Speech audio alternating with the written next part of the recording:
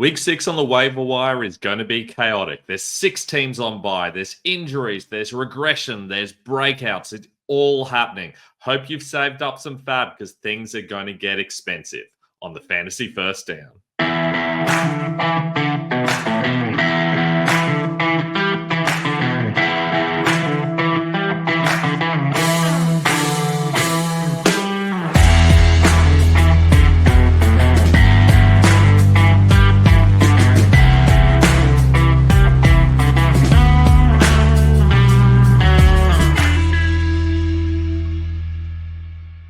I'm Ben Wasley. Welcome to the Fantasy First Down and the Week 12 Waiver Wire Show. Wow, Week 12 already, and the mayhem is happening. 6 teams on bye, and in Week 14, there's another 6 teams on bye. So, very important that you nail those waiver pickups. Make sure you've got the right streamers and stashes for the next couple of weeks as well. I'll be back on Thursday to talk about them in particular, and as always, on Saturday to talk about my starts and sits for Week 12 as well. If you haven't already, it'd be great if you could like and subscribe so you don't miss any of our content. You can also ask any questions in the comments or on Instagram at the Fantasy First Down or on Twitter at Fantasy First Down with no O. You can also check out my rankings in the next couple of days over at ffdfantasyfootball.com, and my articles will be out very soon at football.rasball.com as well. But let's get into the waiver wire ads for this week. And we're starting with the quarterbacks as always. And I've been talking about Bo Nix for a couple of weeks, and this goes very much against what I was talking about earlier in the season. I was not a big fan of Bo Nix coming out. He was not high on my list of preferred quarterbacks, both in fantasy and in the draft. And he's proven me very, very wrong. He is the QB7 on the season. It was fantastic last week. We started to see that coming a couple of weeks back, but he's still available in half of leagues. He's a fantastic pickup. Gets a good matchup this week against Vegas. The problem is gets a bye the week after, and that does mean you're probably going to have to run with 2 quarterbacks if Nix is going to be one of them. Having said that, he is a good option in the coming weeks despite his Week 14 bye. Justin Herbert, also a very good option, but for this week only. He takes on Baltimore. I know he was fantastic last week. Nobody's surprised by that. It was always going to be a good matchup, and he gets another good matchup this week against Baltimore. We see most quarterbacks, except Russell Wilson, have very good games against the Ravens. So I do like Herbert this week, but he is more of a one-week pickup, and he's not available in as many leagues. So Nix is my preferred option. Further down the rankings, and certainly not preferred by me, but if you're in a deeper league, these are guys you're going to have to go to. Jameis Winston, he's got some difficult matchups coming up, but it does clear up around the playoffs. I still think he's going to be able to get something done against most of these teams because that's just how he plays. He will put the ball into risky positions. So even against good teams, he's going to keep throwing even if they're out of the game. And I do think that means you're probably going to get some garbage time from him in this week against the Steelers. He's available in most leagues, so he is an okay option despite the tough matchup. Drake May, another tough matchup against Miami. This is not a great situation. Plus, he goes into the bye week in Week 14 as well. But he does have a solid matchup in between. He's looked okay at times. He's doing certainly a lot of work on the ground. And based on who is available this week, he is probably one of your better available options, despite the fact that, I don't know, it's not the greatest matchup. It's pretty ugly out there in QB streamer land, honestly. Running back wise, and I can't believe these guys are still available, Tyron Tracy. Why is he available in any leagues? Realistically, he needs to be picked up. I know he had a bye last week, but seriously, you need to get this guy. He has been very good. He's the clear starter.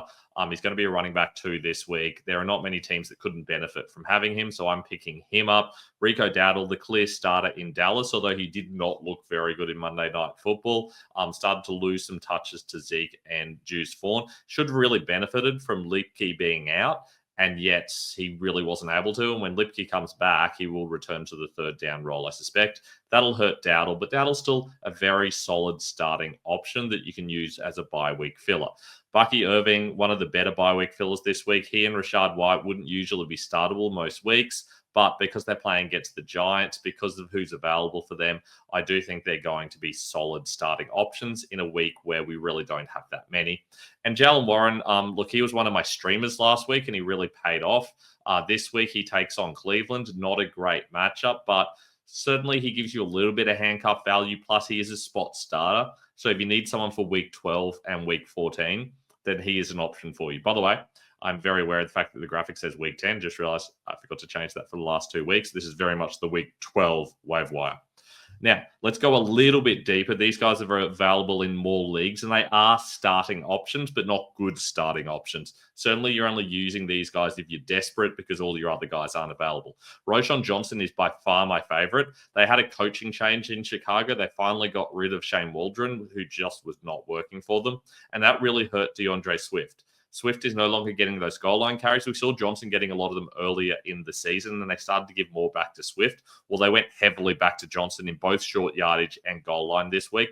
Plus, Johnson was getting pretty much all of the receiving work as well. That's a pretty heavy volume for a team that likes to run the ball a lot in the red zone. So I do think Johnson's going to have some spot value at times. Plus, he's a solid handcuff through as Swift goes down. Not a good matchup this week against Minnesota, but based on who's available, he is probably better than the other options. Trey Benson, I talked about him the last couple of weeks, takes on Seattle. It's a fine matchup. Obviously, coming off a bye, it is possible coming out of the bye, they might decide to give him more touches. They certainly started to use him a little bit in the last couple of weeks.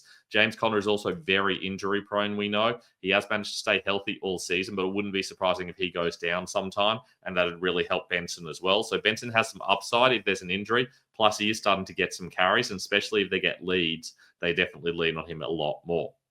Gus Edwards takes on Baltimore. Terrible matchup. Don't love the matchup at all, but if you need someone who is technically a starter, he's probably better than the other available options, and it is possible to start to take over from Dobbins moving forward. The problem is he's not getting the goal line carries. They are going to his son Haskins for some unknown reason, and he's been terrible with them. It wouldn't surprise me if it goes back to Dobbins, but Edwards should be a guy who profiles well in that area, so it wouldn't surprise me if he starts to take over those moving forward as well. And Dylan Labby, this is a really, really deep pool, but we're talking about deep starting options, and it is possible that we see that against Denver, they don't have Alexander Mattison or Zamir White. If that happens, I think it's very possible Lowry gets the early down work, or at least a significant amount of the work. There are a lot of people that are going to assume it's Amir Abdullah, but he was not getting anything but receiving work in the preseason. And I do think they see Lowry as more of a 3-down skill set sort of player. So I think Lowry probably gets the early downs, and then Abdullah gets the receiving work. If that's the case, he's someone you can pick up in a super deep league. And I am talking a super deep league, but I did want to throw him in there because he's at least interesting. Waiver stashes, these are guys I wouldn't be starting this week, but I definitely want on my bench for their upside. Zach Charbonnet jumped to the top of this list because he's actually playing this week. Obviously, guys like Algier and Allen can't benefit from an injury in front of them this week if their teammates aren't playing. Now, you can get injuries in training, of course, but there's no reason to believe anything's going to happen to Breece Hall or Bijan Robinson. I'd say they probably have very quiet weeks. So for that reason, Charbonnet is the guy that I prefer. Plenty of upside with all four of these guys. Blake Corum, of course, look, you're not going to use him this week as well, but if Kyron Williams goes down, he also has plenty of value. I just like the value of the other three better, and enough that even though Corum is playing and Allen and Algier aren't, I'd still rather have Allen or Algier because I do think you're probably going to lose them if you don't have them on your team this week. Now, wide receivers, and Juwan Jennings is a guy I've been banging the drum of for quite a long time, realistically, probably over a month. Keep saying you got to pick him up because he's going to be good once he gets back. Brandon Ayuk's out. You've got to pick up Juwan Jennings. He's going to be good. He was good. So you're welcome, I guess. Hopefully you picked him up. I mean, 30% of leagues people didn't. So go and pick him up if you're in one of those leagues. He could easily be a top 20 option the rest of the season because he's a top 20 option to this point in the season. And he's missed games due to injury and bye weeks as well. Jacoby Myers is the clear number one in Vegas. That doesn't have a lot of value, but he at least gets some better matchups moving forward. This week is not really one of them against Denver, but there will be some in later weeks. Cedric Tillman and Jerry Jeudy, basically all of the Browns guys are solid options, but not so much this week against Pitt. I do like them moving forward. We saw Jerry be very explosive. He's someone I've been pushing for quite a long time. Tillman, of course, we've talked about plenty as well. They're basically using these guys roughly evenly. So any of these three guys, and Elijah Moore involved as well, are all viable options. Tillman gets the highest value touches. Jeudy gets the next highest value touches, and then it's more, but they're all getting roughly the same amount of targets. So you probably want Tillman most, then Jeudy, then Moore, but they're all viable options because they're going to be good around playoffs. They just have some tough matchups coming up before that. Christian Watson is my favorite in this tier. He slowly started to take over from Dontavian Wicks. We saw that in week 10, and then he regressed a little bit in week 11 with Wicks getting more targets. But this week, he clearly got more targets and he made the most of them, going for 150 yards on like 4 catches or something crazy like that. I'm not saying that's going to happen every week, but he's got a heap of touchdown upside. If he can take over as the clear starter in this role instead of sharing with Wicks so much, I do think he could be a potential league winner later on in the season. He gets a good matchup against San Fran, so I do think he's someone that's worth picking up and starting if you need a wide receiver this week, probably even over those Browns guys. Quinn Johnston gets a fantastic matchup against Baltimore. For this week only, I like him more than most of the guys here. If you just need someone for 1 week, I probably wouldn't play him over Myers, but I would play him over Tillman, Judy, and Watson if you're looking for upside, because there is so much upside starting an outside receiver against Baltimore. So he's available in a lot of leagues. I do like the idea of picking him up. Rashad Bateman, a little bit of a forgotten guy, but he's the wide receiver 31 in the season. He's available in a lot of leagues, so he is someone that you can go pick up. Look, don't go out of your way to get him, but I do think he's a viable bye-week filler. Doesn't get a great matchup this week, but still a useful person to have on your bench and to start if necessary. And Demario Douglas, very much a PPR option. Takes on Miami. This is not an easy matchup against Miami, but he is someone that you can still use if necessary in PPR specifically, but very much a deeper option. I don't love this. I don't even like him as much as some of my super deep options. It's just the waiver wire is getting pretty thin at this point in the season. You do need someone who's at least going to give you a bit of a floor. I do think Douglas can be that guy. Elijah Moore I talked about earlier. I like him more than Douglas. Arguably like him more than Bateman as well. Maybe not quite more than Bateman. I don't think he has the upside, but he is a solid option in the slot there. For Cleveland, Michael Wilson, I mean, he's fine, I guess. Kyler Murray tends to go to Trey McBride, Marvin Harrison Jr., but it is worth mentioning that, like Marvin Harrison Jr., I've talked about this in a couple of occasions. I can't remember exactly when. I think on the Start Sit show and on the Razzball show as well. That Marvin Harrison Jr. has had one of the worst set of matchups in the league. He's had something like 7 straight bottom 10 matchups or something along those lines. And of course, he hasn't looked very good. He's looked good in 2 games and terrible in 5 of them, but he's finally starting to get some good matchups now coming out of his bye week. Seattle's the first one. And that's obviously the case for Michael Wilson as well. So Wilson might well improve for the rest of the season. He's someone you can pick up and ride after that.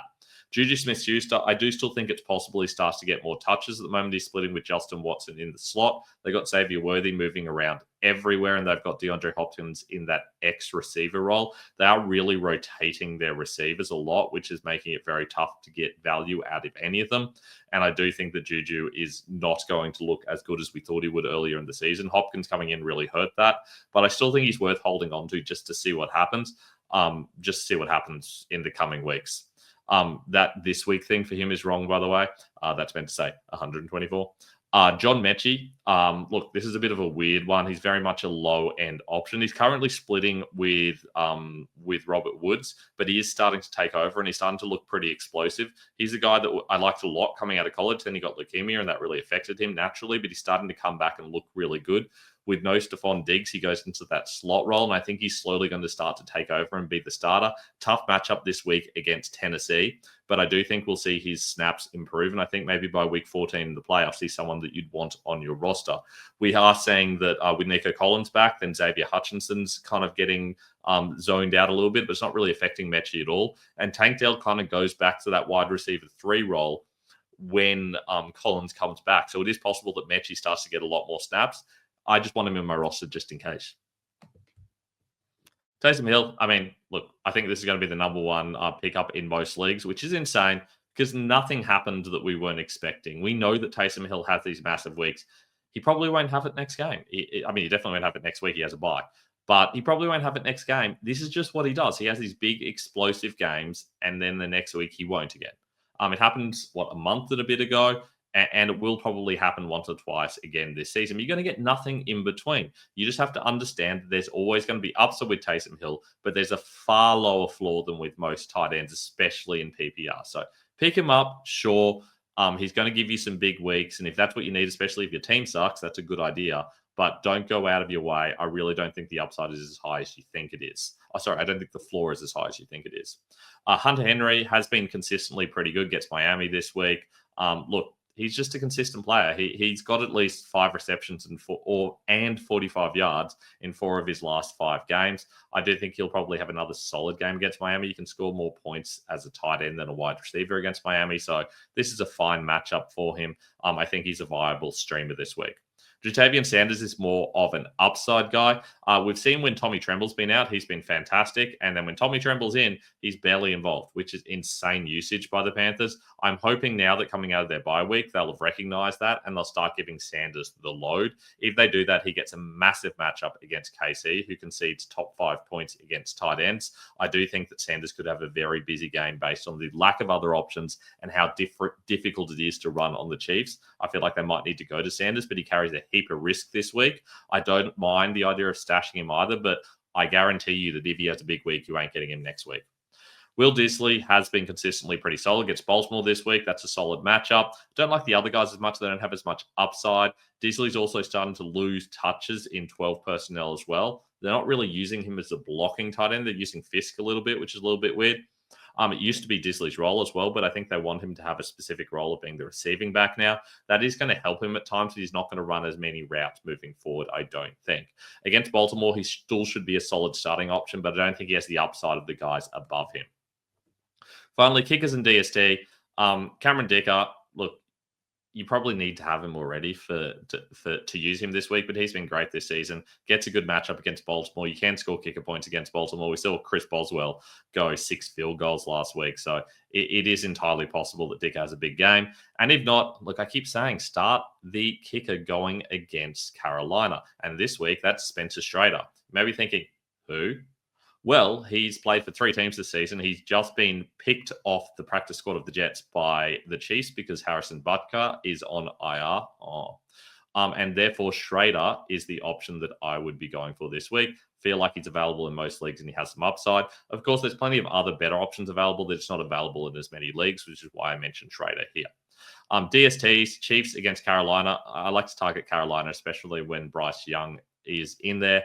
Not the greatest matchup. Sorry, not the greatest DST this season, but a good matchup. So I do like using the Chiefs. They've been really poor this season. That's an argument, if nothing else, as to why you shouldn't take a DST early, because they were the one that people were taking very early along with the Ravens and 1 or 2 others, and they have, for the most part, not panned out.